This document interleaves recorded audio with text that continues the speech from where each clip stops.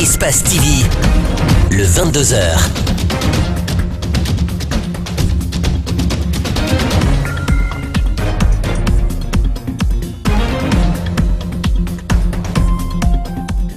Au sommaire de ce 22h, l'opposition républicaine dans la rue ce mercredi pour protester contre la malgouvernance et l'impunité. La marche finalement autorisée n'a pas enregistré d'incidents majeurs. L'intérieur du pays a aussi suivi le mot d'ordre. Dans nos séries de reportages consacrés à l'île de Kassa, après le volet sécurité, nous aborderons le manque d'infrastructures sur place. À suivre le reportage avec Mamadou Kalisso. Et puis le Bangladesh qui accueille des milliers de réfugiés Rohingyas de Birmanie redoute de devenir la base arrière d'une guérilla combattant les forces birmanes.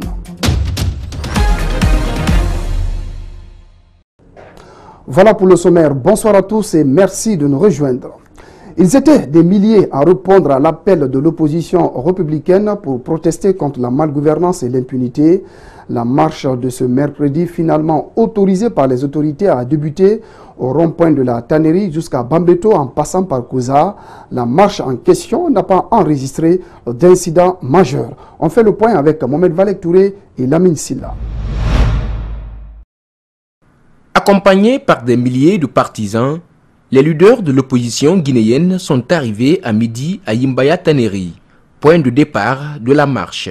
Par cette autre marche, les opposants ont voulu encore exiger le respect de l'accord politique qui prévoit la tenue des élections locales en Guinée. Nous sortons en appelant tous les Guinéens à sortir avec nous, pas seulement nos militants ou nos sympathisants, mais tous les citoyens guinéens qui sont vraiment épris de justice, qui sont révoltés par cette impunité, qui caractérise ces meurtres de manifestants.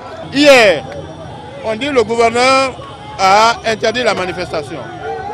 Le soir, on nous dit que le président de la République a autorisé la manifestation. Voilà le portrait robot de notre gouvernement. L'incompétence, l'incohérence. Non à l'utilisation des armes contre les Guinéens, unissons-nous pour une alternative en 2020 sont des slogans scandés par les protestataires. Dans la foulée, un jeune militant a été blessé. Les ténors de l'opposition, tous unanimes, ont dénoncé dans leur discours l'indifférence du gouvernement face à plusieurs assassinats de leurs militants. À partir de maintenant, à l'instant T, nous ne sommes plus prêts à accepter une décision manifestement illégale. Nous ne sommes ni ces sujets, en plus forte raison, ces esclaves. Ça, c'est un message fort. Parce que hier, nous étions déterminés à en découdre avec les forces de l'ordre et de sécurité pour le simple plaisir de dire non, de réclamer la justice. La marche, comme l'a annoncé l'opposition, s'est passée de manière pacifique, sans heurts ni jeu de pierre. Content de cette victoire, le chef de file de l'opposition a dans son discours rendu hommage aux jeunes militants tombés lors des manifestations précédentes avant d'attaquer la gestion actuelle du pays. Plus de 83 morts, jusqu'à présent, jamais une enquête n'a été ouverte. Donc nous sommes là pour protester contre cette impunité et cette mauvaise pratique d'utilisation des armes à feu. Et nous sommes heureux d'être dans cette marée humaine et de constater que les citoyennes et citoyens de Conakry ont répondu massivement. Aucune violence, aucune agression sur les riverains ou sur les passants. Ça, je me réjouis de voir que ce climat finit par s'instaurer. Arrivé au grand rond-point de Bambeto, où les militants se sont réunis en grand nombre, l'opposition guinéenne a, à travers cette marche qu'elle qualifie de réussite, décidé de surseoir au mot d'ordre de ville morte qui était prévu ce jeudi. Voilà, reportage signé Mohamed Valek Touré. Il faut toutefois noter qu'il y a eu un cas de mort suite à un accident de la circulation. Selon des sources proches de l'opposition, il s'agit d'un jeune motard qui a percuté un minibus. Le volte-face sur l'interdiction justement de cette marche de l'opposition n'a pas causé d'effet négatif sur le dispositif sécuritaire que le ministère de la Sécurité a déployé. Les carrefours traversés par l'itinéraire de la marche ont été quadrillés par les forces de sécurité. Makiso et Laj Aliouba ont fait le tour de la ville. Reportage. Il est 10 h à Conakry. Voici à quoi ressemble le centre de l'administration guinéenne. Une paralysie totale qui décrit l'effet de la marche de l'opposition. Dans la banlieue de Conakry, un important dispositif sécuritaire. En pareille circonstance, nous faisons un ordre d'opération pour demander à tous les services urbains qui sont des généralistes de se mettre à la disposition du spécialiste qui est le directeur national des compagnies mobiles d'intervention, qui est le spécialiste en matière d'intervention dans le cadre de l'application des instructions en matière de maintien et de rétablissement de l'ordre. Ce changement de décision de la dernière minute autorisant la marche de l'opposition a fait un revirement tactique côté sécuritaire. Nous avons aussi demandé au commandant des pelotons, avec instruction ferme, du respect des clauses de maintien d'ordre. L'interdiction formelle de l'utilisation des armes létales. Ce n'est que des armes conventionnelles. Donc les commandants de peloton ont mission, avant que les équipes ne quittent les commissariats, de vérifier un à un si un agent n'est pas armé. Le directeur de la sécurité publique insiste sur le comportement citoyen que doivent adopter les populations avant, pendant et après les marches. Il faudrait qu'à leur tour, que chacun fasse tout pour se sécuriser, éviter des provocations et ne pas céder de fois à des provocations qui peuvent venir de part et d'autre. Parce que chacun est censé. Il faut que chacun sache désormais que le droit que tu as se limite là où commence celle de l'autre. À qui faut-il attribuer cette cacophonie? D'autant plus que la marche de l'opposition, initialement interdite par le gouverneur de la ville de Conakry, est finalement autorisée par le président de la République, Alpha Condé. Parlant toujours de cette marche, des militants de l'opposition de certaines villes de l'intérieur du pays, notamment à Mamou et Labé, étaient eux aussi dans la rue pour répondre à l'appel de leur leader. À Labé, par exemple, la marche s'est déroulée dans un esprit pacifique. On a joint au téléphone Alpha Ousmane Naba, journaliste à la radio Espace. On l'écoute. Les responsables militants de l'opposition républicaine, notamment l'UFDG et les partis alliés, se sont mobilisés au rond-point Hokomuro, sur le départ de toute manifestation politique dans la ville de Labé, c'est comme dit Bambeto ou Koza. Et donc ils étaient des milliers de partisans de l'opposition à dénoncer l'autoritarisme du pouvoir, la gestion du pouvoir. Il disait avec des pancartes 7 ans de mauvaise gouvernance, il demandait l'arrêt de l'impunité, halte à la violence et tout. Ils sont dirigés vers le stade régional de Labé. Ils sont conseillés avec des paroles vraiment hostiles au régime en place. Mais il faut signaler, Jacques, qu'il n'y a pas eu d'incident. Sauf qu'il y a eu une incompréhension entre l'autorité préfectorale de Labé et les organisateurs de la marche, parce que tard dans la nuit, le préfet avait diffusé un communiqué annonçant l'interdiction de la marche dans la ville de Labé. Ce que les opposants n'ont pas aimé dans la ville de Labé.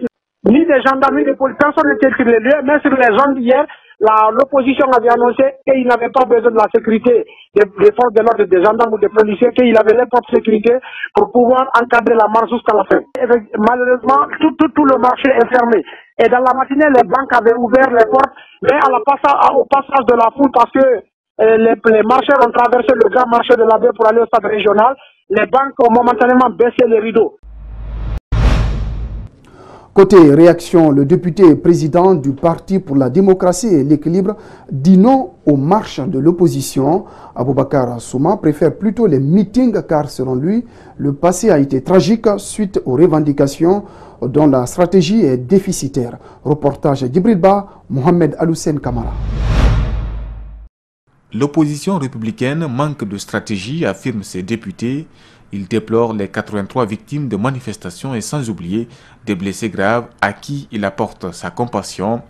Une réaction qui fait suite à la nouvelle marche de l'opposition tenue sur l'autoroute Fidel Castro. Lorsque vous utilisez une stratégie en homme politique averti pendant 5 ans, 6 ans, 7 ans, vous n'avez pas obtenu des résultats escomptés. Vous avez compté un nombre de morts selon jusqu'à 83. Des blessés à vie, près de 200-300 personnes. Des dégâts matériels et financiers importants, se chiffrant dans les dizaines de milliards. Et au résultat, il n'y a pas quelque chose de substantiel. Moi, je pense, si vous aimez le pays, vous aimez les citoyens de ce pays, vous devez faire un recul stratégique. Le président du PDE, sceptique aussi sur le chronogramme proposé par la CENI, l'institution électorale pour tenir le communal a besoin de 350 milliards de francs guinéens. Le temps passe et le député Souma ne croit pas à cette volonté des commissaires. Il n'y a eu que 90 milliards sur 300 et quelques milliards. Ça ne fait même pas les 40% du montant à mobiliser. Est-ce que ce montant sera mobilisé d'ici janvier? Est-ce que ce montant sera mobilisé d'ici février? Donc, je ne crois pas.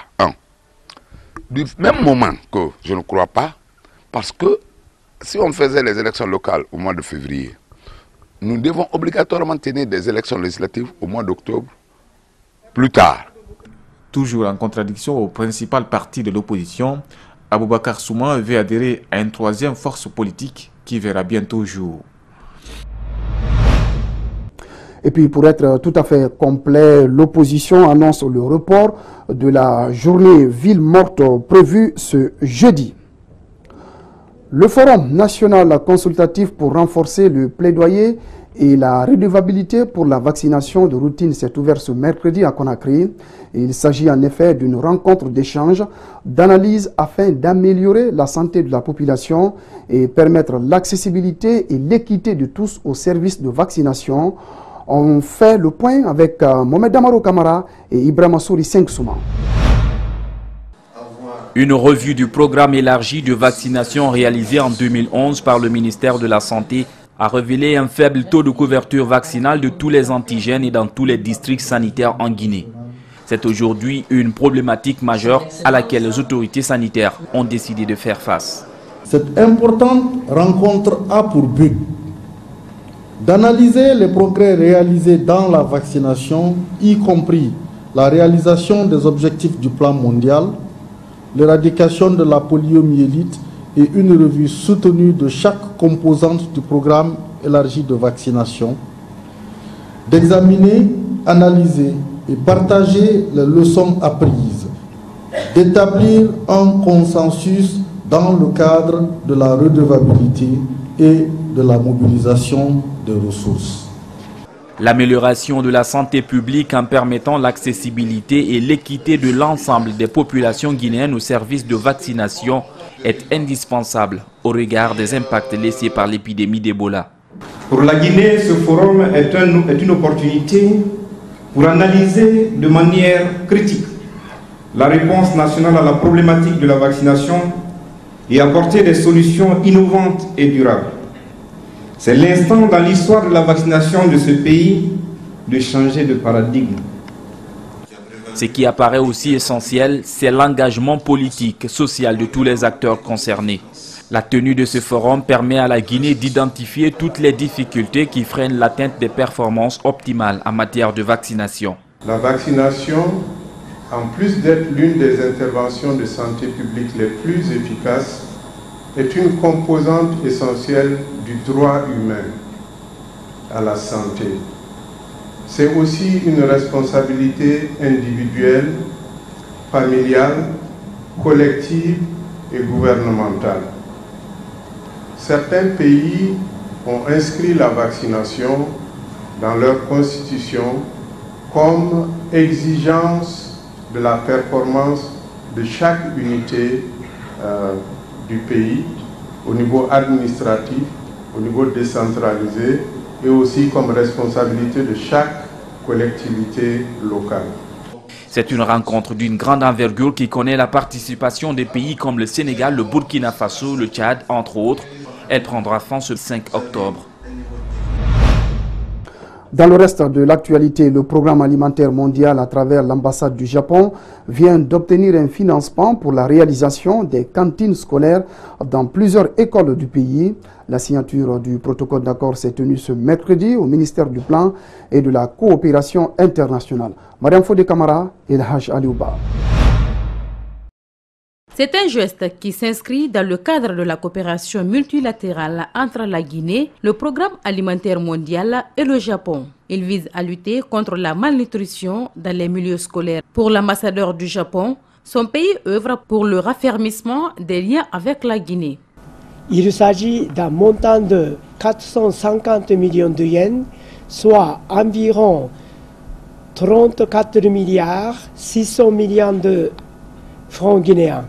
Ce dont permettra l'achat de riz, d'huile végétale, de pois cassés et de compléments alimentaires afin de fournir un repas chaud par jour à plus de 81 000 enfants de 480 écoles dans les zones de plus forte insécurité alimentaire.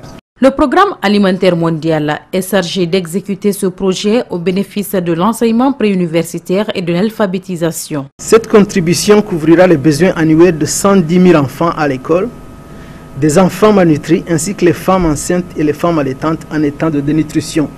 La signature de cette convention s'est déroulée sous la houlette du ministère du Plan et de la Coopération internationale. Selon la chef de ce département, ce geste est le fruit d'une coopération réussie. Cette nouvelle assistance témoigne de l'excellence des relations d'amitié et de coopération qui existent depuis plusieurs décennies entre la République de Guinée et le Japon.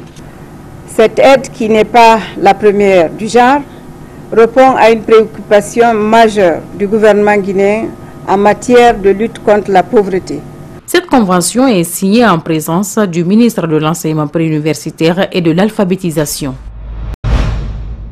Comme annoncé dans les titres, l'île de Kassa manque d'infrastructures de base, le centre de santé manque de tout, certains patients sont couchés à même le sol, la résidence du sous-préfet en reconstruction, une réalité qui le pousse à résider à Conakry. Le constat est signé Mamadou Kalisso, Aboubakar Din Kamara. À vue d'œil, c'est une boulangerie. Mais en réalité, c'est cette cabane qui abrite l'administration sous-préfectorale de Kassa depuis plusieurs mois. C'est ici le sous-préfet gère les dossiers courants. Parfois, il y passe la nuit. Le bloc administratif et sa résidence, tous vétustes, sont en reconstruction. Je dors dans des conditions de fortune ici. Je passe la nuit dans un réduit qui me sert en même temps de bureau. Bon, et comme les problèmes généralement se règlent à Conakry, donc au besoin je vais à Conakry, je reste là-bas, quand c'est nécessaire je reviens ici. Je fais cette... À Kassa, toutes les infrastructures sociales de base datent de l'époque coloniale. C'est le cas de ce centre de santé. En plus du délabrement du bâtiment, le personnel, les médicaments, l'équipement et le matériel font carrément défaut. Ici, certains patients sont couchés à même le sol. Nous souffrons énormément ici. Notre centre de santé est sous-équipé. Nous n'avons pas d'école digne de ce nom.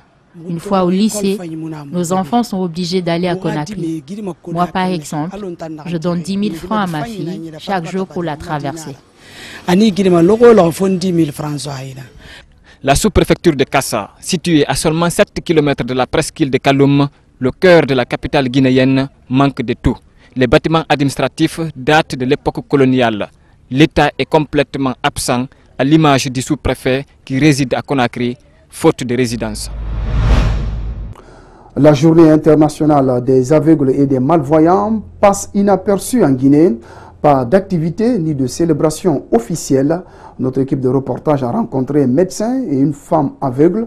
Ils reviennent sur les causes, les difficultés dont les personnes aveugles sont confrontées. Alseni Bari, Yacouba Traoré. Mariam Diallo, aveugle depuis la naissance. Tout au début, elle se rend en Sierra Leone pour une intervention chirurgicale, mais en vain. Elle vit avec ce handicap et obtient son diplôme en journalisme en 2013 dans une promotion où elle est la seule malvoyante. Lorsque je faisais les évaluations et j'obtenais une moyenne, les gens doutaient de la moyenne. Donc j'étais obligée parfois d'aller jusqu'à la direction pour composer. Et deuxièmement, au niveau de la recherche de l'emploi, lorsque je viens dans une entreprise pour le dépôt des dossiers, on me voit d'abord pour une mendiante. C'est comme si j'étais venue pour quémander. Aujourd'hui, elle a 32 ans et vit avec ses parents. Certes, Elle a besoin d'un guide pour se déplacer. Mais la plupart des travaux de maison, elle les fait sans aucune aide. Je peux laver mes habits, nettoyer ma chambre, faire beaucoup de choses pour moi-même. Mariam n'est pas la seule dans ce cas. Nous faisons escale dans une clinique. Ici, des dizaines de personnes viennent se faire consulter chaque jour. Le constat fait par les médecins ophtalmologues est alarmant. En Guinée, l'aveuglement est pour la plupart provoqué par la cataracte et le glaucome. C'est une maladie qui évolue sans douleur. L'œil n'est pas rouge, donc le patient n'est pas alerté. Le plus souvent, nous les découvrons à un stade évolué parfois où on ne peut plus rien faire pour l'intéresser. Pour cela, elle prodigue des conseils. Tout le monde doit faire une consultation, au moins ne serait-ce qu'une fois par an. Surtout après 50 ans, 40-50 ans. Selon une étude publiée dans la revue britannique de Lancet Global Health, il y avait 36 millions de personnes aveugles dans le monde en 2015. Et cela pourrait tripler d'ici à 2050.